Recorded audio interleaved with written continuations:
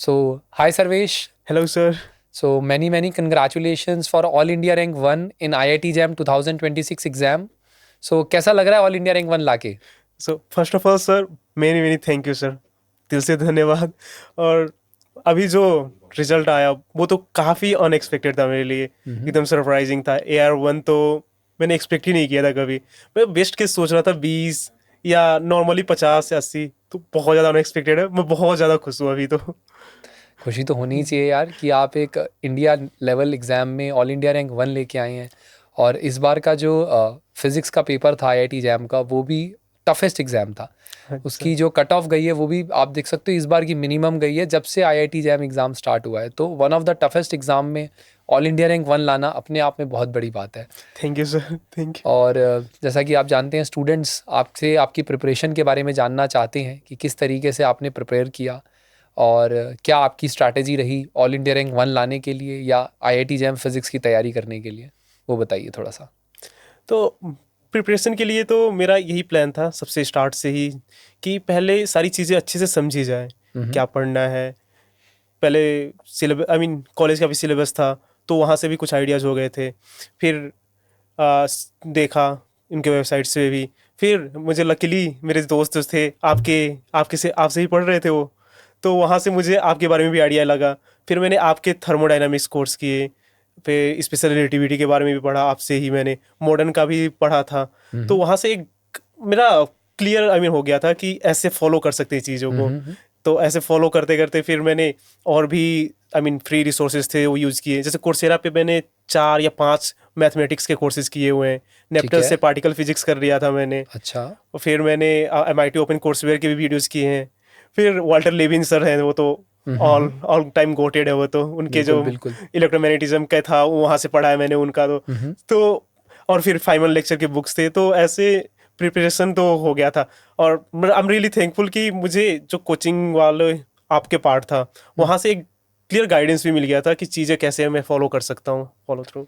Okay, बहुत बढ़िया। So students का जो एक मेन डाउट रहता है कि यार हमें कितना टाइम लगता है आईआईटी जैम की प्रिपरेशन को लेकर ना, कि एक साल में हमारे को कर लेनी चाहिए या कितना टाइम लगना चाहिए और डेली कितना समय देना चाहिए इस चीज़ को, उसके बारे में थोड़ा सा बताइए। तो मेरा मानना यही रहता है हमेशा से कि आपका पहले मोटिवेशन क्लियर होना चाहिए कि क्या आप क्यों पढ़ रहे हो। जैसे मैंने BSc ज्वाइन किया तो मुझे पहले से पता था कि मैं हमेशा से ही कि PhD करने वाला हूँ फिजिक्स में। तो मैं स्टार्ट से ही बुक्स वगैरह पढ़ते रहता था। तो मुझे जब जब प्रिपरेशन का टाइम आया लास्ट समर में, तो उतना प्रेशर नहीं हुआ मुझे। मुझे बस ये पता करना था कि सिलेबस में एग्जाम में क्या आएंगी चीज़ें, फिर क्वेश्चंस किस टाइप के आएंगे, जो आपके लेक्चर से, आपके मटेरियल से, फिर दोस्तों के साथ शेयर करके ये तो इजीली हो गया था। तो सबसे पहले आप क्लियर करो क्या करना है। अगर आप पता है कि रिसर्च में जाना है तो आप पहले ईयर से स्टार्ट कर दोगे थोड़ा बहुत, तो फिर इजी रहेगा। बट आपको नहीं पता, अभी 12 पास करके ही आओगे आप तो कॉलेज में आ रहे हो, तो मोस्टली नहीं रहता है क्लियर कि मुझे क्या करना है। तो आपका मे बी सेकेंड ईयर के हाफ के बाद ही आपको पता चलेगा कि मुझे अब IIT जैम करना है। तो उस टाइम से आप सबसे पहले आप कोई सा भी एक आई मीन कोचिंग ले सकते हो, तो कोचिंग ले लो, पैसे हैं तो एग्जाम के लिए बहुत ज़्यादा हेल्पफुल हो जाएगा आपका कच्छाज। आप अभी तो हमारे साथ सानू सर के साथ जुड़ सकते हो ये तो बहुत। और फिर बुक्स वगैरह अब सेकेंड ईयर में ही हो, आप पता चल गया तो बुक्स भी फॉलो कर सकते हो। ऐसे एक क्लियर पाथ रखोगे, इजी हो जाएगा लास्ट में एक पेपर पाथ से। क्लियर रखना ज़रूरी है कि आप क्या करना चाहते हो और उसके साथ ही जो है तैयारी हो सकती है। हाँ जी। मैं भी एक थोड़ा सा एक पॉइंट इसमें ऐड ऑन करना चाहूँगा कि जो बच्चे मतलब BSc सेकेंड ईयर में हैं या थर्ड ईयर में हैं और अभी डाउटफुल में है कि यार मुझे करनी चाहिए या नहीं करनी चाहिए, तो आप पहले एक बार अपना पाथ क्लियर करिए कि अगर आपको करना है तो आगे क्या करना है। कि चलो ठीक है, बैचलर्स कर लिया, फिर मेरे को मास्टर्स करना है IIT से, फिर आगे क्या करना है। एक पाथवे आपको कहीं ना कहीं तो चूज़ करना ही पड़ेगा। एक करियर अगर हमें बनाना है तो कहीं ना कहीं हमें सेलेक्ट कर तो चलना ही पड़ेगा ना। उस पाथ को क्लियर करने के बाद फिर आप, बहुत सारी हमारी गाइडेंस वीडियोस हैं या फिर आपको कहीं भी यूट्यूब पर गाइडेंस वीडियो मिल जाएंगी, स्ट्रैटेजी वीडियोस मिल जाएंगी, रोड मैप वीडियोस मिल जाएंगी। तो उसको फॉलो करने से आपको एक अंदाज़ा आ जाएगा कि किस तरीके से IIT जैम की तैयारी की जा की सकती जा है। Obviously sir. ओके, तो ठीक है, आपने जिस तरीके से बताया कि जो है स्टूडेंट्स कर सकते हैं तैयारी यार। अच्छा, एक चीज़ और मैं यहाँ पर जानना चाहूँगा कि आपका फैमिली बैकग्राउंड के बारे में बताइए आप अपनी, और कहाँ से बिलोंग करते हैं, किस तरीके से आप यहाँ आए, चंडीगढ़ यूनिवर्सिटी में आए, कैसे आए, सब कुछ बताइए। ठीक है सर। ओके, तो मैं एक नेपाल के छोटे गांव से हूँ, बिष्णुपुरा करके है, वो इंडिया के बॉर्डर के साइड में ही है। वैसे तो नेपाल में ही है, बट बॉर्डर से बस 5 मिनट का ही डिस्टेंस है। ठीक है। और मेरा जो स्कूलिंग था 10 तक गांव के स्कूल में ही हुआ था, पास के ही 2 किलोमीटर का था। तो और मोस्टली जो मेरा टीचिंग होता था, स्कूल में तो पढ़ता था, और घर पे डैड बहुत ज़्यादा हेल्प किए हमेशा। आई मीन अब ऑब्वियसली जो घर पे चलता रहता है कि डैड थोड़ा फोर्स भी करते हैं कि पढ़ो, अभी थोड़ा डांटते हैं, कभी कभी हाथ भी आई मीन थोड़ा सा हुआ है, ऐसा तो नहीं है। सो नॉर्मल फैमिली जैसा ही रहा है, और डैड ने बहुत ज़्यादा हेल्प किया है यहाँ पे तो। और फैमिली में डैड के साथ मम्मी भी है, तो मम्मी तो कोई काम ही नहीं करने देती थी। अगर मैं बुक उठा लूँ, कोई बुक उठा लेता हूँ, तो वो आई मीन पानी भी नहीं लाना है मुझे, वो पानी भी ला के रखेंगे मेरे टेबल पे पीने के लिए। तो फैमिली सपोर्ट कुल बहुत मिला के ज़्यादा, बहुत है। पढ़ने के लिए तो बहुत ज़्यादा सपोर्ट मिला है मुझे, जैसा इन्वायरमेंट चाहिए था। अगर मैं बुक ले लूँ तो घर पे कोई शोर भी नहीं होता था। डैड मेक श्योर करते थे कि कोई भी बात नहीं कर रहा उतना ज़्यादा, कहीं भी शोर नहीं हो रहा। तो फैमिली और भैया है, भैया ने मुझे इंग्लिश सिखाया बहुत ज़्यादा। स्कूल में वो साइकिल में बिठा के ले जाते थे छोड़ने, और वो इंग्लिश वर्ड्स के मीनिंग बताते थे, कभी कभी कुछ फैक्ट्स बताते थे साइंस के। और दीदी के साथ तो हमेशा लड़ाई झगड़ा और पढ़ाई उनके साथ ही हुआ, बहुत ज़्यादा उन्होंने भी सपोर्ट किया है। तो फैमिली पर्सपेक्टिव से तो बहुत ज़्यादा लकी रहा हूँ मैं। अपने आप को बहुत ज़्यादा लकी मानता हूँ कि जैसा इन्वायरमेंट चाहिए था मुझे पढ़ने के लिए, अपने आप को निखारने के लिए फिजिक्स में, वो सब मिला है मुझे फैमिली से। तो बहुत अच्छी बात है। और ये सपोर्ट जो है वो कहीं ना कहीं बहुत ज़्यादा ज़रूरी हो जाता है, एक कह सकते हैं कैटलिस्ट का काम करता है। जब आपका इसलिए सर, फैमिली सपोर्ट अच्छा हो और आपके बैकग्राउंड एक अच्छा हो, तो आपको कहीं ना कहीं एक अपने आप में मोटिवेशन मिलती है कि यार इनको मुझे प्राउड फील कराना है और इनके लिए मुझे मेहनत करनी है। तो वो जो है एक स्टेपिंग स्टोन की तरह काम कर सकता है। हाँ जी। और फिर यहाँ चंडीगढ़ आने का कैसे विचार बनाया? हाँ, तो मैंने, अब मेरा जब स्कूलिंग खत्म हुआ 10 तक का, तो मैं 11 और 12 काठमांडू, आई मीन काठमांडू मेरा जो कैपिटल सिटी है नेपाल का, वहाँ पढ़ने गया था। तो वहाँ पढ़ने जाने का मेरा बस एक ही गोल था कि वहाँ पढ़ के मैं यूएस की एप्लीकेशन करूँगा और फिर यूएस जाऊँगा। अच्छा। आगे फर्दर एजुकेशन के लिए। बट अनफॉर्चुनेटली मेरा यूएस का वीज़ा रिफ्यूज हो गया। अब तो फॉर्चुनेटली हो गया, अब तो ऑल इंडिया रैंक 1 आ गई, तो कहीं ना कहीं फॉर्चुनेटली हो गया। हाँ, अभी जो बोलते हैं ना कि जो होता है अच्छे के लिए होता है। हाँ। तो वो अभी मुझे लग रहा है कि जो हुआ अच्छे के लिए ही हुआ है। बट उस टाइम पे लग रहा था कि अनफॉर्चुनेटली वीज़ा रिफ्यूज हुआ, अभी क्या करना है, कुछ क्लियर नहीं था। बट वहाँ भी फॉर्चुनेटली बोलूँगा कि मुझे एक भैया मिले जो चंडीगढ़ यूनिवर्सिटी से एमटेक किए थे। ठीक है। तो उन्होंने बोला कि अभी ईयर वेस्ट करने से कोई फायदा नहीं, घर पे बैठ के क्या ही करोगे। अगर सोच रहे हो यूएस का फिर से एप्लीकेशन करना तो साल भर लग जाएगा। तो अभी तुम बीएससी कर लो, अब बैचलर्स कर लो, फिर मास्टर्स के लिए देखना, बहुत सारी अपॉर्चुनिटीज इंडिया में भी हैं, और तुम उसके बाद बाहर भी कर सकते हो फिर से। ऐसा नहीं कि दुनिया रुक गई है। फिर मैंने वेबसाइट देखा इनका, फिर फिजिक्स का, और फिर आई मीन इनके फीस देखे, ट्यूशन फीस। तो मुझे लगा कि ठीक है, कर लेता हूँ, यहाँ पे अभी कर सकते हैं, फिर बाद में देखेंगे। तो इंडिया में आया, यहाँ पे मैंने सीयू में मैंने एप्लीकेशन किया, पढ़ा अभी। फिर यहाँ आके पता चला कि सच में यहाँ पे भी बहुत ज़्यादा अपॉर्चुनिटीज़ है। आईआईटीज़ इतने अच्छे हैं, आईआईएससी है, टीआईएफआर, रमन रिसर्च इंस्टीट्यूट, मतलब वर्ल्ड के भी बेस्ट कॉलेजेस यहाँ पे भी रिसर्च इंस्टीट्यूट्स हैं। ज़रूर है। तो फिर मेरा लगा कि यहीं पे अभी मास्टर्स और पीएचडी जितना हो सकता है, जितना ले सकता हूँ मैं यहाँ से, उतना लेता हूँ, फिर बाद में डिसाइड करें, अब देखेंगे। तो जैम और ये सब चलने लगा फिर मेरा। बहुत बढ़िया। और जैसे कि देखो, फैमिली का तो सपोर्ट है ही, लेकिन फैमिली तो घर पे होती है ना, जैसे कि है ना।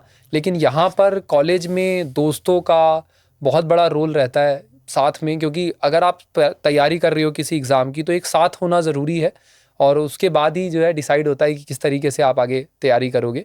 तो फ्रेंड्स का आपके कोई रोल था, या कैसा रोल था, उसके बारे में बताइए। ऑब्वियसली सर, फ्रेंड्स का भी बहुत बड़ा कंट्रीब्यूशन रहा है मेरा सेव करने में। ये तो सबसे पहले तो मैं इमराना सुल्ताना, मेरी क्लास की फ्रेंड है, उनका मैं help, I mean thank you बोलूँगा, क्योंकि उन्होंने बताया कि टीआईएफआर के बारे में मुझे, कि टीआईएफआर में अच्छा रिसर्च होता है। उससे पहले तो सिर्फ मुझे आईआईटीज़ के बारे में ही पता था, आइजर्स के बारे में भी पता नहीं था मुझे।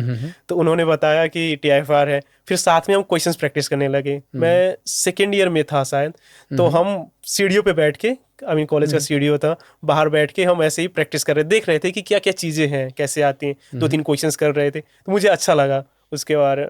तो मोटिवेशन वहाँ से जाग गया मेरा कि मैं कर सकता हूँ और ये करना चाहिए मुझे, बाहर जाने से अच्छा।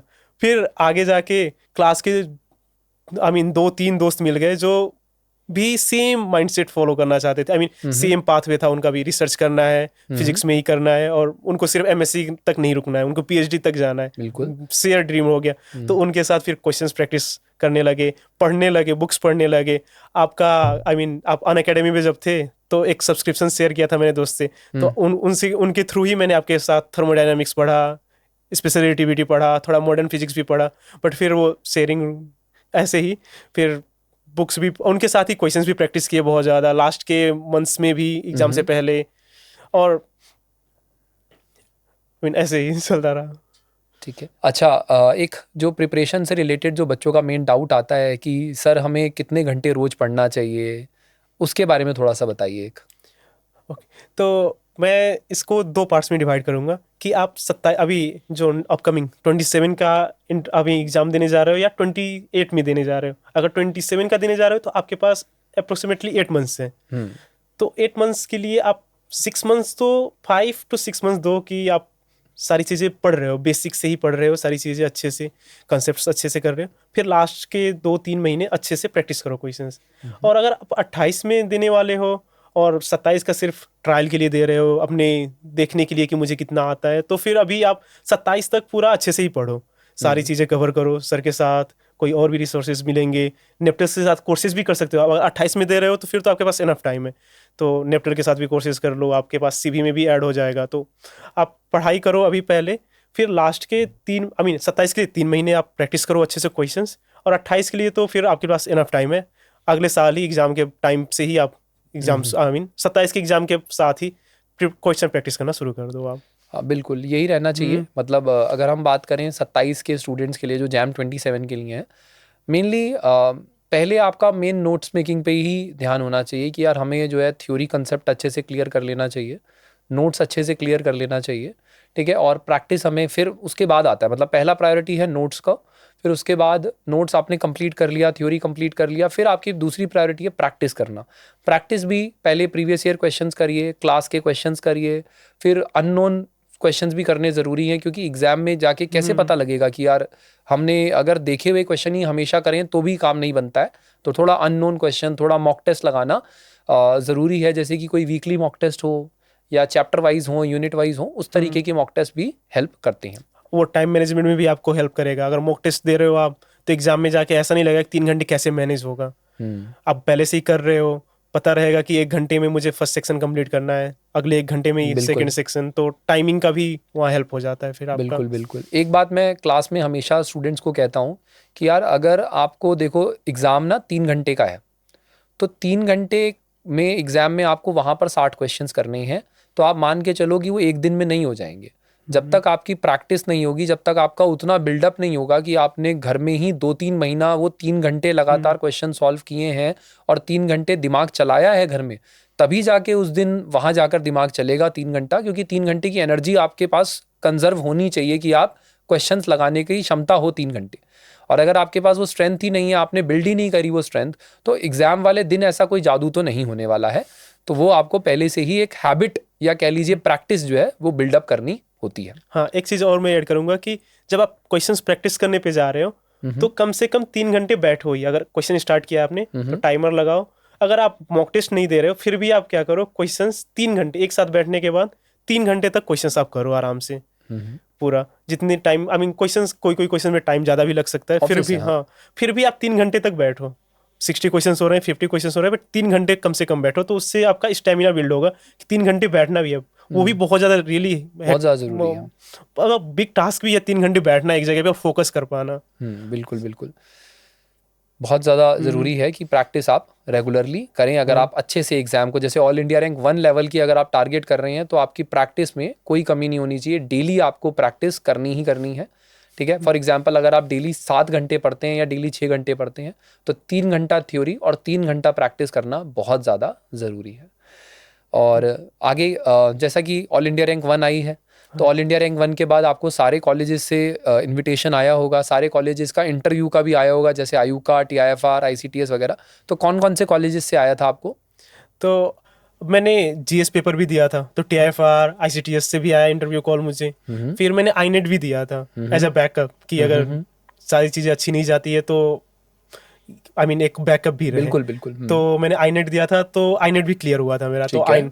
उसके लिए भी प्री सिलेक्शन होता है पीएचडी का। मैं अभी मास्टर्स तो नहीं किया मैंने, तो 2 साल मास्टर्स कहीं से भी कर सकता हूँ या फिर आयोका में भी कर सकता हूँ, और फिर मैं पीएचडी के लिए वहाँ पे इनरोल कर सकता हूँ मैं। तो इन तीनों जगहों से मुझे इंटरव्यू कॉल भी आया था। हाँ, तो कहने का मतलब है TIFR, ICTS एंड आयुका, आयोका। है ना? तो अभी आपने तीनों में इंटरव्यू दिया, हाँ जी सर, तीनों में तो दिया। फाइनल आपका सिलेक्शन तो TIFR में हो चुका है, वो मैंने लिस्ट देखी थी, हमने बात भी करी उसके हाँ ऊपर। जी सर। तो फाइनल जो है TIFR का सिलेक्शन जो है वो आ चुका है। ठीक है, तो सबसे पहले TIFR के सिलेक्शन के भी बताइए कि TIFR का इंटरव्यू आपका कैसा रहा, और जैसे उसमें 2 राउंड होते हैं TIFR में, रिटर्न के बारे में भी बताइए और वाइवा इंटरव्यू के बारे में भी बताइए। जी सर। तो जीएस पेपर जो पूरा ऑल इंडिया होता है, वो कोई भी दे सकता है जो फॉर्म भरेगा। बट उसके बाद उनका वो सिर्फ स्क्रीनिंग टेस्ट है TIFR मुंबई के लिए। वो लोग फिर सेकेंड राउंड के लिए बुलाते हैं, जो उनके कैंपस में ही होगा। तो हम गए कैंपस में, मैं भी गया था। तो वहाँ पे लगभग 134 लोग थे। तो वहाँ पे रिटन टेस्ट हुआ फर्स्ट डे, जिस दिन पहुंचे हम उस दिन रिटन टेस्ट हुआ। रिटन टेस्ट में वहाँ पे क्वेश्चंस ऐसे एमसीक्यू नहीं होते हैं, हमारे भी नहीं थे। वहाँ पे 6 क्वेश्चंस थे जो हमें सब्जेक्टिवली लिखना था, पूरा सॉल्व करना था, क्या क्या थ्योरम्स यूज हो रहे हैं, क्या क्या एजम्पशंस यूज कर रहे हैं हर क्वेश्चन में, हम वो सब एक्सप्लेन करके पूरा अच्छे से सॉल्व कर रहे थे। तो वहाँ पे जो क्वेश्चंस होते हैं वो सारे क्वेश्चंस नहीं करने होते, वहाँ ऑप्शन रहते हैं, आपको 6 क्वेश्चन है तो 5 करने, ऐसे होगा। और क्वेश्चंस जो होंगे थोड़े इन डेप्थ होंगे। अभी जस्ट सरफेसली आप सिर्फ फॉर्मूले प्लग इन करके आंसर्स नहीं निकाल पाओगे। वहाँ पे थोड़ा आपको थियरी का भी नॉलेज होना चाहिए, इक्वेशंस डिराइव कैसे होते हैं थोड़े थोड़े नॉलेजेस होने चाहिए। मेन इक्वेशंस भी याद होने चाहिए, फॉर्मूलेज भी, और थोड़ा उनको मैनिपुलेट भी कैसे कर सकते हैं हम, कैसे क्वेश्चन के हिसाब से, वो रहता है। फिर वहाँ पे सेकेंड राउंड क्लियर होने के बाद बिल्कुल इंटरव्यू सब्जेक्टिव क्वेश्चंस रहते हैं, यानी कि हाँ। जो 6 क्वेश्चंस थे सब्जेक्टिव थे, डिटेल थे, डिटेल और थे। उनका जैसे सेमेस्टर में हम आंसर करते हैं उस तरीके से आपको आंसर करना था, राइट? आप जितना एक्सप्लिसिटली अपने एजम्पशंस भी लिखोगे उतने अच्छे बेटर मार्क्स मिलेंगे। वहाँ पे सिर्फ लास्ट फाइनल आंसर के मार्क्स नहीं होते, आप कैसे अप्रोच कर रहे हो क्वेश्चन को उसके भी मार्क्स होते हैं। तो वो सिर्फ आप अच्छे से थियोरी पढ़े हो तभी हो पाएगा, सिर्फ फॉर्मूले तो थोड़ा टफ ही हो जाएगा वहाँ पे। तो ये भी प्रायोरिटी रखना चाहिए जो प्रिपेयर कर रहे हैं अभी ICTS TIFR या किसी भी रिसर्च इंस्टीट्यूट्स के लिए पर्टिकुलरली। तो थियरी भी इक्वली इंपॉर्टेंट है जितना हमें मैथमेटिकली जो न्यूमेरिकल प्रॉब्लम सॉल्व कर रहे हैं। और उसके बाद फिर आपका फाइनल सिलेक्शन हो गया उसमें, मतलब रिटर्न वाइवा भी आपका क्लियर हो गया, और फिर दूसरा वाला वाइवा इंटरव्यू हुआ उसके बाद। उसके बाद नेक्स्ट डे हमें इंटरव्यू के लिए बुलाए, कैंपस में ही गए थे। तो इंटरव्यू में जो रहता है ना कि लोग सोचते हैं कि इंटरव्यू में क्या पूछेंगे, बहुत ज़्यादा टफ क्वेश्चंस पूछेंगे, ऐसा कुछ नहीं होता। वो लोग उनको पहले ही पता होता है कि आप इंटीग्रेटेड PhD के लिए आ रहे हो। मैं इंटीग्रेटेड PhD के लिए ही गया था, उनको पता था। मेरे पास उनका मेरा CV उनके पास था, वो मेरा CV देख रहे थे स्टार्ट में ही, थोड़ा मेरे बारे में पता था उनको। अच्छा। तो बहुत हम्बल काइंड ऑफ प्रोफेसर्स थे वहाँ पे। अच्छा। बहुत ज़्यादा फ्रेंडली। वो पहले बुलाए तो थोड़ा ईज करने के लिए मुझे पहले पूछे कि आप क्या कर रहे हो, कहाँ से हो, फैमिली में कौन है। 2-3 क्वेश्चंस ऐसे नॉर्मली जो ईज कर दे मुझे। तो उसके बाद वहाँ से वो लोग क्वेश्चंस करना शुरू करेंगे, और क्वेश्चंस भी ऐसे नहीं होंगे कि बहुत ज़्यादा टेक्निकल है, बहुत डरावने क्वेश्चंस भी नहीं होते। नॉर्मल से क्वेश्चन से स्टार्ट करेंगे। जैसे अगर क्लासिकल मैकेनिक्स का हुआ तो बोलेंगे कि अर्थ के अराउंड अगर कोई सैटेलाइट जा रहा है तो उसका ऑर्बिट कैसा होगा अगर सैटेलाइट रख रहे हैं तो। ठीक है। तो ऑब्वियसली वो इलिप्टिकल होगा या सर्कुलर होगा, ऐसे बोल सकते हैं हम। तो इलिप्टिकल होने के लिए क्या कंडीशन होगा, सर्कुलर होने के लिए क्या कंडीशन होगा। फिर अगर हम सर्कुलर ऑर्बिट में है, उसको हम थोड़ा दूर रखना चाह रहे हैं अभी, तो क्या करना होगा हमें। मतलब क्वेश्चन के अंदर क्वेश्चन आपसे पूछे जाएंगे, ऐसे पूछेंगे। हाँ, और स्टार्ट एकदम सिंपल से होगा, और आपका आंसर जो टेक्निक होगा, कैसे आप आंसर कर रहे हो, वो यहाँ पे मैटर करेगा यहाँ पे भी। और अगर आपको नहीं पता बिल्कुल भी, वो एक्सपेक्ट भी कर रहे होंगे कि आपको नहीं आता कुछ क्वेश्चंस, तो सारे क्वेश्चंस एक्सपेक्ट भी नहीं। तो अगर नहीं आता तो आप कैसे अप्रोच कर रहे हो, वो बहुत ज़्यादा इंपॉर्टेंट होता है वहाँ पे। तो और लकीली मेरा शायद इंटरव्यू अच्छा गया, मैं अच्छे से आंसर कर पाया, और यहाँ पे भी मेरे सिलेक्शन हो गया। तो फाइनली TIFR आपने सेलेक्ट फाइनल क्या किया है? IIT बॉम्बे जाएंगे या TIFR मुंबई जाएंगे? मेरा तो रिसर्च में ही था हमेशा से, तो TIFR मुंबई ही मेरा फाइनल चॉइस रहेगा। TIFR मुंबई फाइनल चॉइस है हमारा। हाँ जी सर। बहुत बढ़िया। अच्छा, एक चीज़ और मैं यहाँ पर पूछना चाहूँगा कि आयुका और ICTS का इंटरव्यू उनसे फ़र्क था या सेम ही अप्रोच आपको कहीं ना कहीं दिखी? अप्रोच तो सेम थे, क्वेश्चंस जैसे पूछने थे, बट डिफरेंस ICTS में मुझे थोड़ा फील हुआ कि वहाँ पे जो क्वेश्चंस थे मैथ हैवी बहुत ज़्यादा थे। अच्छा। आई मीन बाकी सब थोड़े एक्सप्लेनेशंस के रिलेटेड भी थे और फिजिक्स के रिलेटेड थे। आई मीन यूजुअली एक सिस्टम दे रहे थे, सिस्टम सेटअप कर रहे थे और सिस्टम सेटअप करके उसके आंसर्स निकालने थे, हमें वहाँ पे सॉल्व करने थे थोड़े से। बट आईसीटीएस में थोड़ा डिफरेंट था, वो लोग मैथमेटिकल जो फॉर्मुलेशंस होते हैं उनके बारे में ज़्यादा जा रहे थे। जैसे मुझे एक क्वेश्चन पूछ लिए थे उन्होंने कि 2 डायमेंशन में स्टेबिलिटी एनालिसिस कैसे करेंगे। अच्छा। तो अभी ये थोड़ा मैथ का ही पार्ट हो गया, Jacob I mean hessian matrix होता है, क्या क्या होता है, फिर पैराबोलिक का आई मीन एक जो मिनिमा निकालना होता है वो मैथ का पार्ट। तो थोड़ा technical mathematical point of view से था आईसीटीएस में। और आयुका और टीएफआर मुंबई में फिजिकल सेटअप दे रहे थे और वहां से क्वेश्चंस पूछ रहे थे वो। ये मेन डिफरेंस हो गया कि मैथमेटिकली आईसीटीएस वाले क्योंकि थ्योरेटिकल है उनका फील्ड, तो वो मैथमेटिकली स्ट्रॉन्ग स्टूडेंट चाहते हैं कि उस तरीके का इंट्यूशन, मैथमेटिकल इंट्यूशन हो स्टूडेंट के पास। हाँ जी सर। बाकी जो बच्चे टीआईएफआर की तैयारी कर रहे हैं उनके लिए एक छोटी सी मेरे पास एडवाइस है। एडवाइस यही है यार कि अगर आप टीआईएफआर की तैयारी कर रही हैं या टारगेट कर रही हैं उसे, तो दिसंबर में आपका एग्ज़ाम होता है, तो आपका अप्रोच यही रहना चाहिए कि आप अक्टूबर तक तो हद से हद अपना सिलेबस ज़रूर कंप्लीट कर दें, ताकि 2 महीने प्रॉपर आप प्रैक्टिस के लिए कंजर्व करें। अगर आप नहीं करते हैं 2 महीने प्रैक्टिस के लिए कंजर्व, तो बहुत मुश्किल हो जाएगा और उसी स्पीड से आपको चलना है या उसी तरीके से आपको अपना सिलेबस कंप्लीट करना है कि अक्टूबर से करने के बाद। और अगर कोई टीआईएफआर का क्रैश कोर्स लेना चाहते हैं या फिर आप टीआईएफआर के अलग से पीवाईक्यू कोर्स अगर आपको मिलता है तो आपको ले लेना चाहिए, बिकॉज एक अच्छी तैयारी उसमें आपकी हो सकती है और बेटर इन्वेस्टमेंट रहेगा टीआईएफआर इन अनडाउटेडली। मेरे लिए तो मेरा पर्सनल ओपिनियन है कि रिसर्च के लिए उससे बेटर तो शायद ही कोई ऑप्शन है हमारे पास इंडिया में। सबसे बेस्ट वही है। ओके। सो एक चीज़ और अब मैं यहाँ से जानना चाहूँगा कि यार आईआईटी जैम जो बच्चे 2027 की तैयारी कर रही हैं जैसे कि, सो उनके लिए अब क्या आपने बताया, अभी पहले भी हमने डिस्कशन किया, लेकिन अगर एक रोड मैप हम डिज़ाइन करें कि अब क्या होना चाहिए कि अब फिलहाल अप्रैल चल रहा है, राइट? तो अब वो मई में क्या करना चाहिए, जून में क्या, जुलाई में क्या, इस तरीके से। ओके।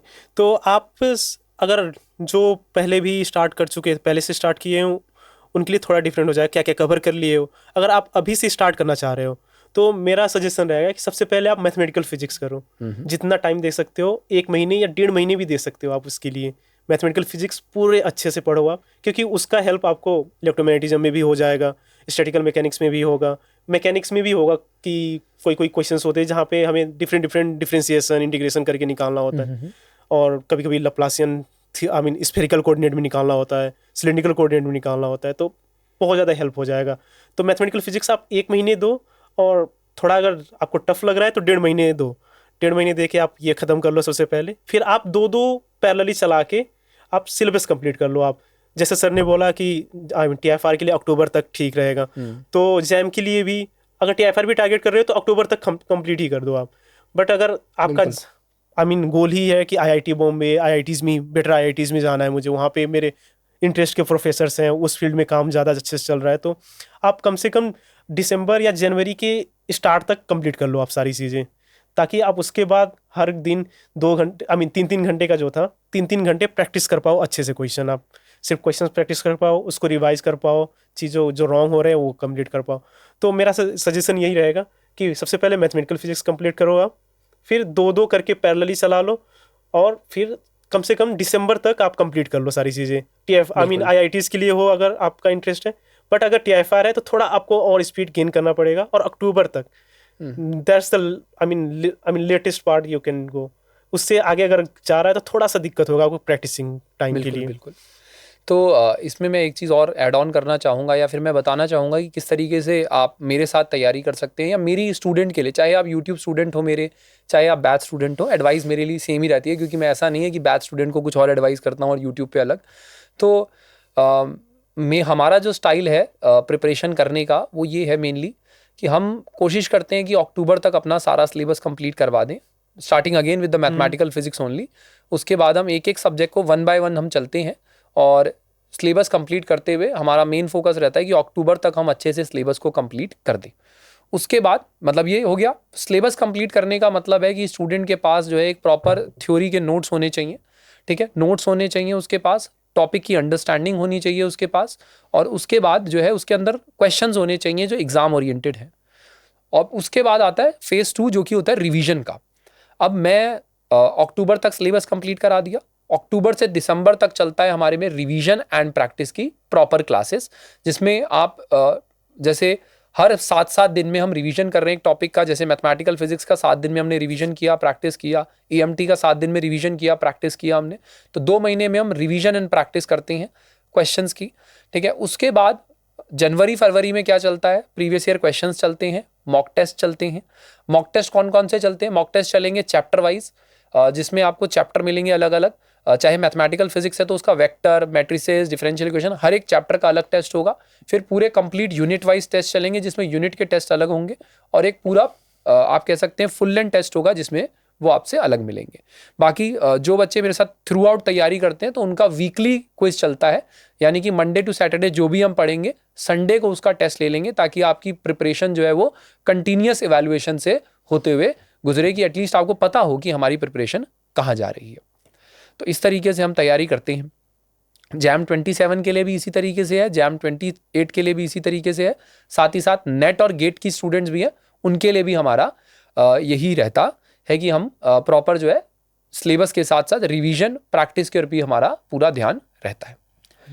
और साथ ही साथ मेंटरशिप पर भी है, क्योंकि स्टूडेंट्स का गाइडेंस बहुत ज़्यादा ज़रूरी हो जाता है। कई स्टूडेंट्स तो जैसे कि हमारे सर्वेश हैं, या जैसे ऑल इंडिया रैंक 1 है, ऑल इंडिया रैंक 3 है, या और भी बहुत सारी अच्छी रैंक्स आई। कुछ स्टूडेंट जो होते हैं वो खुद कर लेते हैं, लेकिन कुछ स्टूडेंट्स को थोड़ी सी गाइडेंस, थोड़ी सी मेंटरशिप की ज़रूरत होती है। तो वो भी हम कोशिश करते हैं कि पर्सनल मेंटरशिप भी स्टूडेंट को अवेलेबल कराई जाए, कि अगर वो मेहनत कर रहा है तो उसकी मेहनत 1 साल की सफल हो। और थोड़ा सा मैं आपसे ये जानना चाहूँगा कि आगे क्या प्लान कर रहे हो आप TIFR जाओगे, आगे कैसे देखते हो अपनी लाइफ को, या अपने करियर को किस तरीके से देखते हो अब आगे? तो जैसे मेरा TIFR में एडमिशन अभी फिक्स हो गया है, तो मैं TIFR जाने वाला हूँ। और मैंने उनके वेबसाइट्स पे प्रोफेसर्स के लिस्ट देखे, कौन क्या काम कर रहे हैं। तो मुझे सिराज मिनवाला सर का मिला, और वो मुझे जिस चीज़ में इंटरेस्ट है, ग्रेविटी में, वो उसी चीज़ में ही काम कर रहे हैं। अच्छा। और स्पेशली वो स्ट्रिंग थ्योरी में स्पेशलिस्ट है बहुत ज़्यादा। तो मेरा अभी तो यही प्लान है कि उनके साथ काम करने को मिले, उनके साथ ही अभी उसी चीज़ों में रिसर्च करना, उनसे सीखना है कि क्या चल रहे हैं, कैसे रिसर्च कर सकते हैं। PhD तक तो मुझे अभी यहीं पे रहना है। PhD के बाद अभी देखेंगे अब आगे कहाँ जाता है। ठीक है, मतलब रिसर्च हमें छोड़नी नहीं है। PhD के बाद पोस्ट डॉक, फिर प्रोफेसर, एंड यही है प्लान। तो बहुत अच्छा प्लान है यार ये, और बहुत अच्छा आपने जिस तरीके से अपनी जर्नी डिस्क्राइब करी है, काफ़ी मज़ेदार है ये चीज़। और आई थिंक स्टूडेंट्स को सारे क्वेरीज़ के आंसर भी उनके मिल गए होंगे, किस तरीके से स्टूडेंट एक प्रिपेयर कर सकता है। अच्छा, एक चीज़ और स्टूडेंट के जो डाउट आता है वो ये आता है कि सर BSc के साथ कैसे मैं मैनेज करूँ अपनी प्रिपरेशन को? तो अगर आप स्टूडेंट हो तो मेरे हिसाब से तो आपके पास एडवांटेज है। ड्रॉप वालों बच्चों के लिए थोड़ा सा और टफ हो जाता है प्रिपरेशन करना, तो कहीं से जैसे मेरा ही था। मैं स्कूल में कॉलेज जा रहे हैं हम, तो एक रूटीन बन जाता है, कॉलेज ही रूटीन दे देता है कि मुझे 9:30 बजे कॉलेज पहुंचना है, और मेरा 3 बजे 3:30 बजे क्लासेस खत्म होंगे। बिल्कुल। तो उसके आगे और उसके पीछे मुझे 2 घंटे 3 घंटे निकालने हैं। तो सुबह मैंने निकाल दिया 2 घंटे लेक्चर्स देखने के लिए। सुबह उठा, फ्रेश हुआ, ब्रश किया, कुछ खाया, और लेक्चर्स देखने बैठ गया मैं आराम से। थोड़े नोट्स बना लिए, फिर रेडी होके कॉलेज चला गया। फिर वापस आया, थोड़ा सा दोस्तों के साथ बैठ लिया 1-2 घंटे। फिर शाम को चाय पानी पी के, नाश्ता करके थोड़ा सा, फिर क्वेश्चंस प्रैक्टिस करने लग गया, थोड़े से रिवीजन करने लग गया। फिर रात को आराम से थोड़े से और एक लेक्चर देख के आराम से सो गया। तो एक प्रॉपर रूटीन बन जाता है कॉलेज के हिसाब से ही, कॉलेज होने से। और घर पे होने से फिर लगता है कि हमारे पास बहुत ज़्यादा टाइम है, तो और ज़्यादा वो टफ हो जाता है। तो मेरे हिसाब से तो स्टूडेंट्स के लिए तो और ज़्यादा एडवांटेज है। आप अच्छे से मैनेज कर पाओ तो करो। ऐसे फॉलो कर सकते हो आप। थोड़ा सा आपको खुद से जागना होगा। सुबह आप लेट नहीं उठ सकते, कॉलेज स्टूडेंट हो तो थोड़ा जल्दी उठना ही पड़ेगा। और रात को आप टाइम से सोना होगा आपको, क्योंकि अगर टाइम से नहीं सोगे तो सुबह फिर से दिक्कत होगा। तो आपको 2 ही चीज़ मैनेज करने, कि अच्छे से सोना है, थोड़ा अच्छे से खाना है, और कॉलेज में जब आप जा रहे हो आप, तो कॉलेज का टाइम भी वेस्ट नहीं करना है। थोड़ा दोस्तों के साथ मजे कर रहे हो तो ठीक है, बट अगर कुछ नहीं कर रहे, बस बैठ के ऐसे ही बैठे हो, बोर हो रहे हो, टीचर कुछ पढ़ा रहा है, तुम्हें आपको समझ नहीं आ रहा, तो ये वेस्ट ऑफ टाइम ही है। अगर ऐसा हो रहा है तो आप वहीं पे क्वेश्चंस प्रैक्टिस करने बैठ सकते हो। मैंने भी किया है। अगर कोई टीचर आता था, जैसे स्पिनट्रॉनिक्स था अभी, स्पिनट्रॉनिक्स मुझे बिल्कुल भी अच्छा नहीं लगता वो सब्जेक्ट। मुझे बस वो एग्जाम क्लियर करना है, पास होना है, और डिग्री में लेके चला जाना है। तो उस लेक्चर में मैं पीछे बैठ के क्वेश्चंस प्रैक्टिस कर लेता था मैं अपना। मतलब कहीं से भी जितना टाइम आप निकाल पाएं, जितना टाइम आप सेव कर पाएं अपनी प्रैक्टिस के लिए, उतना जैम को ही देना चाहिए मेन प्रायोरिटी। अगर IIT जैम है तो उसी को आपको मेन प्रायोरिटी। ऑब्वियसली आप सब चीज़ें तो कर नहीं सकते एक साथ में। और यहाँ पर एक बहुत अच्छा पॉइंट कहा कि यार कॉलेज के साथ काफ़ी अच्छा रूटीन मेंटेन हो सकता है, और यही बात ड्रॉपर्स के लिए भी यहाँ पर आ जाती है कि भाई रूटीन का खास ध्यान रखना, क्योंकि आपका पता भी नहीं लगेगा कि कब आपका सिलेबस पीछे जाने लगेगा, कब आप पीछे होने लग जाओगे। तो एक रूटीन मेंटेन करना बहुत ज़रूरी है। और अभी रिसेंटली अभी नया बैच जो स्टार्ट हुआ था उसमें भी मैंने पहले क्लास में ही रूटीन के बारे में बात करी कि आपको रूटीन मैनेजमेंट ही सबसे इम्पॉर्टेंट है। और रूटीन जो मैनेजमेंट है वो स्टार्ट सुबह से उठकर नहीं होता है, वो रात से होता है। कि जब आप रात को टाइम से सोते हैं तब आप सुबह उठते हैं, सब सुबह उठते हैं तब आप पढ़ाई का रूटीन करते हैं। जो बंदा उठ ही 10 बजे रहा है, 12 बजे तक नहा धो के फ्रेश होगा, फिर 2 बजे तक कहीं ना कहीं पढ़ने बैठेगा, दिन तो निकल गया, 14 घंटे दिन के निकल गए हैं, तो फिर वो काफ़ी हैवी पड़ जाएगा शाम तक उसको कुछ भी कर पाना। तो और एक दिन मिस होने के बाद वो डिमोटिवेशन खुद में ही लगता है आता है। बिल्कुल कि मैंने आज कुछ किया ही नहीं है, पढ़ाई नहीं है, फिर अगले दिन खराब हो जाता है आपका। तो डिसिप्लिन मेंटेन करना बहुत ज़्यादा इंपॉर्टेंट है, बहुत ज़्यादा ज़रूरी है। तो आपको क्या लगता है अगर कोई स्टूडेंट को ऑल इंडिया रैंक 1 टारगेट करनी है रिमेनिंग टाइम में JAM 27 में, तो उसको क्या करना चाहिए ऐसा? तो मैं अपना ही, मेरा भी ऐसा ही रहा था कि मैं तो पहले पढ़ ही रहा था, कॉलेज के पढ़ा, बुक्स पढ़े इधर उधर, बट लास्ट ईयर इसी टाइम से ही मैंने स्टार्ट किया था सीरियसली जैम के लिए, TIFR के लिए इनके सिलेबस देखना और स्टडी प्लान बनाना। तो आप भी एकदम परफेक्ट टाइम में हो इस टाइम पे। आपको सबसे पहले वही, जैसे पहले बोला कि आप सिलेबस कंप्लीट करो, अक्टूबर से पहले कंप्लीट कर लो। और जब अक्टूबर आ रहा है तो आप एक चेकलिस्ट बनाओ कि क्या क्या टॉपिक्स थे, एक्चुअली मुझे क्या क्या कवर करने। आप अगर ChatGPT बोलोगे, ChatGPT भी बना के दे देगा आपको एक प्रॉपर PDF फॉर्मेट में। उसको आप प्रिंट करा लो, उसको फोन में नहीं रखना है।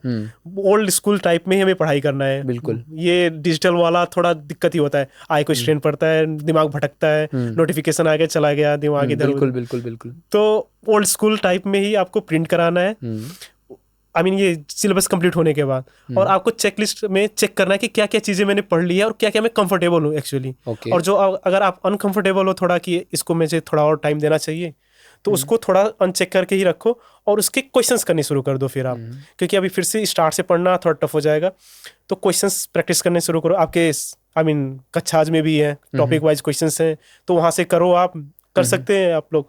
वहाँ से करके आप पता करो कि कौन सा वीकलिंग है, कोई इक्वेशंस भूल रहे हो आप, तो उसी जो प्रिंट कराए हैं उसके साइड में ही आप लिख लो, क्वेश्चंस प्रैक्टिस करो, वहीं पे लिख लो जो जो चीज़ें भूल रहे हो, जो याद नहीं हो रहे, तो वो आपके लिए एग्जाम के टाइम पे हो जाएगा बहुत अच्छा। नोट्स तो पहले ही बना, हाँ नोट्स तो पहले ही बना रखे हो आप, फुल लेंथ नोट्स तो बहुत ज़्यादा। अब ये रिवीजन भी हो जाएगा यहाँ से आपका, और फिर फॉर्मूला जो याद रखना है वो भी फॉर्मूला शीट जैसा भी हो जाएगा। और कॉन्फिडेंस भी आएगा जो कि मैंने इतनी सारी चीज़ें कवर कर ली है, मैं इतनी सारी चीज़ें में कंफर्टेबल हूँ। तो मतलब मुझे, आप अगर चेकलिस्ट में 40 चीज़ें हैं, अगर आप 20 चेक कर रहे हो स्टार्ट में ही, तो आपको पता लगेगा कि मैंने बहुत ज़्यादा चीज़ें पढ़ ली हैं। फिजिक्स इतनी छोटी चीज़ नहीं है, अगर 20 चीज़ें भी आप चेक कर रहे हो तो बहुत बड़ी बात है। That's really commendable in itself. बिल्कुल सही बात है। और एक छोटा सा सवाल ये रहता है कि सर अगर मुझे रैंक 1 लेके आनी है अभी से, तो मुझे कितने घंटा डेली पढ़ना चाहिए? टाइमिंग तो आपको कम से कम 3 घंटे पढ़ाई और 3 घंटे क्वेश्चन प्रैक्टिस, ये तो चाहिए ही होगा। आप इन क्वेश्चंस प्रैक्टिस में आपका रिवीजन भी आ जाएगा कि लास्ट डे क्या पढ़ा था आपने, थोड़े क्वेश्चंस भी प्रैक्टिस हो जाएंगे। और जो क्वेश्चंस नहीं हुए उसके बारे में थोड़ा सा और उसको एनालाइज करना, कहाँ रॉन्ग हो रहे थे, ये सारे कंबाइन करके 3 घंटे में ले लो। और 3 घंटे आप चीज़ें पढ़ो अच्छे से, बुक्स भी ले लो, लेक्चर्स भी ले लो थोड़ा सा, जो जैसे कंफर्टेबल लगे आपको। 3 घंटे पढ़ना और 3 घंटे प्रैक्टिस करना, ये तो चाहिए ही होगा। इतना तो चाहिए ही चाहिए एक अच्छी रैंक लेके आने के लिए। और इन सीरियस अगर आप साइंस में करियर बनाना चाहते हैं तो इतना तो पढ़ा। देखो साइंस करियर एक बलिदान मांगता है, क्योंकि उस तरीके की आपको डेप्थ लेवल पढ़ाई चाहिए होती ना। अगर हम बात करें जो स्टूडेंट एक है ना, कोई BBA कर रहा है, बिजनेस कर रहा है, या MBA कर रहा है, या कुछ और कर रहा है जिसमें बिजनेस है, उसमें फिर उस बंदे को इतना थ्योरेटिकल नॉलेज की ज़रूरत नहीं है, उसको प्रैक्टिकल दुनिया की ज़्यादा ज़रूरत है। लेकिन अगर आप साइंस में करियर बनाना चाहते हैं, रिसर्च में करियर बनाना चाहते हैं, तो आपको इन डेप्थ नॉलेज चीज़ों की होना बहुत ज़्यादा ज़रूरी हो जाता है। और वो तभी आ पाएगा जब आप बुक्स के साथ टाइम स्पेंड करेंगे, अच्छे लेक्चर्स देखेंगे, अच्छे नोट्स बनाएंगे और उनको इन प्रैक्टिस लेके आएंगे। सो ये एक, अगर आपने ये पाथ चूज़ किया है साइंस करियर का, तो you have to work like that only. आप किसी और से कंपैरिजन करके या किसी और के ट्रैक को फॉलो करके इस साइंस करियर में नहीं आ सकते। तो मेन एक यही है कि आपको बुक्स की नॉलेज होनी चाहिए और मेहनत करनी चाहिए। एक बात ये भी आ जाती है, मैं थोड़ा सा ऐड ऑन करना चाहूँगा ना, बच्चों को ये लगता है कि यार जैसे रैंक 1 है या इन लोगों ने तो बहुत मेहनत करी होगी, इन लोगों ने बहुत ज़्यादा बुक्स पढ़ी होंगी। ऐसा भी नहीं है, 1 बाय 1 करके ही होता है। कोई भी इंसान 10 बुक एक साथ नहीं पढ़ सकता, तो आपको एक एक करके ही है ना, तिनका तिनका करके ही आपको जोड़ना है, और एक एक दिन अगर आप अपना बेस्ट देंगे तो आप अच्छा कर पाएंगे। और मुझे एक चीज़ और यहाँ पे ऐड ऑन करना चाहूँगा, कई बार ना बच्चे डिसअपॉइंट बहुत जल्दी हो जाते हैं यार, आजकल डिजिटल दुनिया में डिस्प्रेशन ज़्यादा जल्दी हो जाता है बच्चों को। तो कहने का मतलब उनके लिए भी ये रहेगा कि यार कम सोचा करो। मुझे ऐसा लगता है कि आपके पास डेली एक एक नया एनर्जी आती है, एक नया दिन आता है, नए 12 घंटे आपको मिलते हैं अपने आप को सिद्ध करने के लिए, अपने आप को प्रूव करने के लिए, अपने आप पर काम करने के लिए। You focus on today, leave behind yesterday, whatever happened, you have to focus today, कि आप आज पर फोकस करें, आज का जो दिन मिला है उसको आप सफल बनाइए। और यकीन मानिए अगर आप इस चीज़ को फॉलो करते हैं तो आगे कल का दिन जो आपका आने वाला है उसमें आपको ज़रूर हेल्प मिलेगी। और मैं हर बार कहता हूं कि 1% इंप्रूवमेंट अगर आप करते हैं ना, अगर एक साल में अगर आप डेली 1% इंप्रूव करते हैं तो you become 33 times better. This is given in atomic habits book. So basically अगर आप डेली 1% इंप्रूव करते हैं तो आप 33 टाइम्स ऑफ योर वर्जन बन जाते हैं साल के खत्म होते होते। तो यही हमें करना है यार, 12 घंटे डेली हैं, आप अपना जितना टाइम निकाल सकते हैं, 6 घंटे 7 घंटे 5 घंटे निकालिए, प्रॉपर आज पढ़िए, कल भूल जाइए, और कल का फिर अगले दिन उसी को एनर्जी को रिवाइव करके आगे पढ़िए। एक एक स्टेप करके सिलेबस भी कंप्लीट होगा, रिवीजन भी होगा, प्रैक्टिस भी होगा, PYQ भी होगा, सब होगा, लेकिन 1 by 1 is the fastest way, ये मुझे लगता है। तो आई थिंक सर्वेश ने सारे ही आंसर यहाँ पर दे दिए हैं प्रिपरेशन से रिलेटेड, और जो भी आपके प्रिपरेशन से रिलेटेड डाउट हैं आप कमेंट कर सकते हैं। बाकी सर्वेश हमारे साथ कक्षास पे भी पढ़ा रहे होंगे IIT जैम स्टूडेंट्स को, तो उनकी क्लासेस भी आप अटेंड कर सकते हैं, उनके यूट्यूब लेक्चर्स भी आपको हमारे मिल रहे होंगे, एंड काफ़ी सारी चीज़ें जो हैं आपको यहाँ पर देखने को मिलेंगी। ठीक है everyone, okay. So hi everyone, I hope आपको ये पॉडकास्ट बहुत अच्छा लगा होगा, एंड अगर आपके पास बैच रिलेटेड कुछ क्वेरीज हैं तो हम उसके ऊपर बात कर सकते हैं। सर कब से मुझे बैच ज्वाइन करना चाहिए? वैसे तो हम स्टूडेंट्स की फैसिलिटी के लिए हर महीने एक बैच लेके आते हैं, क्योंकि स्टूडेंट्स की डिमांड आती है कि सर मुझे नए बैच में पढ़ना है। बाकी बैच आप कभी भी ज्वाइन कर सकते हैं, बिकॉज वहाँ पर आपको लाइव क्लासेस भी मिलेंगी, मेरी रिकॉर्डेड क्लासेस भी मिलेंगी मेरी, बाकी मेरी प्रैक्टिस क्लासेस भी मैं जब लेके आऊँगा तो प्रैक्टिस क्लासेस भी करवाता हूँ मैं, रिवीजन क्लासेस भी मिलेंगी आपको। ठीक है, साथ ही साथ आपको मॉड्यूल्स मिलेंगे, डेली प्रैक्टिस के मॉड्यूल्स मिलेंगे आपको। ठीक है, सो मैं एक बार थोड़ा सा काउंटिंग करवा देता हूँ तो आपको क्लियर हो जाएगा कि आपको लाइव क्लासेस है, रिकॉर्डेड क्लासेस हैं, प्रैक्टिस क्लासेस हैं, रिवीजन क्लासेस हैं, PYQ क्लासेस हैं, वीकली मॉक टेस्ट है, चैप्टर वाइज मॉक टेस्ट है, यूनिट वाइज मॉक टेस्ट है, फुल लेंथ मॉक टेस्ट है। और मॉक टेस्ट में भी हमारे पास 2 वैरायटी रहती है कि आपको previous year question as a mock test मिलेंगे, कि यार आपको प्रीवियस ईयर क्वेश्चंस को मॉक टेस्ट की तरह लगाना है तो वो भी आपको मिलेंगे, और नए क्वेश्चंस को मॉक टेस्ट की तरह लगाना है वो भी आपके ऊपर एक ही सब्सक्रिप्शन में, ये सब कुछ एक ही सब्सक्रिप्शन के अंडर आपको मिल जाएगा, राइट। उसके अलावा जब TIFR एग्जाम आता है तो TIFR के लिए स्पेशल तैयारी मैं करवाता हूँ, जेस्ट एग्जाम आता है तो जेस्ट की तैयारी करवाता हूँ, और CUT एग्जाम आएगा तो CUT की क्लासेस चलेंगी, IIT जैम एग्जाम आएगा तो मेरी मोस्ट इंपॉर्टेंट टॉपिक की सीरीज जिसको मैं MIT सीरीज बोलता हूँ वो भी आपको मिलेगी, क्योंकि वो ऑल इंडिया फेमस है, सारे स्टूडेंट्स उसको जानते हैं MIT सीरीज को। ठीक है, सो मेरा मेन पॉइंट ये है कि यार पहले मैं अनअकैडमी में था और भी बहुत सारी जगहों से मुझे ऑफर आते रहते हैं, लेकिन मैंने कक्षाज इसलिए ओपन किया है ताकि मैं सिर्फ ये नहीं चाहता कि बच्चे बस कोचिंग लें, पास हो जाएं, चले जाएं और आगे कुछ ना करें। हमारा मेन मोटिव है क्लासेस भी, करियर भी। सो हमारा मेन फोकस ही यही है कि हम क्लासेस के साथ साथ स्टूडेंट्स का करियर बनाना चाहते हैं। करियर में चाहे वो PhD चूज़ करें, चाहे वो जॉब चूज़ करें, चाहे वो कॉर्पोरेट जॉब करें, चाहे वो गवर्नमेंट जॉब करें, उनको एक पूरा मार्गदर्शन देना और एक सारी इन्फॉर्मेशन देना ताकि वो एक ओवरऑल जो है चीज़ों को कर सकें, अपने लाइफ में करियर में एक अच्छा कर सकें। वो मेरा ऑब्जेक्टिव है मेरी क्लासेस के साथ। अच्छा लगे तो आप लिंक डिस्क्रिप्शन में है, ज्वाइन कर सकते हैं, यूट्यूब क्लासेस देख सकते हैं ताकि आपको थोड़ा सा आइडिया लग जाए किस तरीके से हम तैयारी कर रहे हैं। बाकी व्हाट्सएप ग्रुप ज्वाइन करना तो फ्री ही आपके लिए, लिंक डिस्क्रिप्शन में है, ज़रूर ज्वाइन करिएगा। All the very best, thank you so much.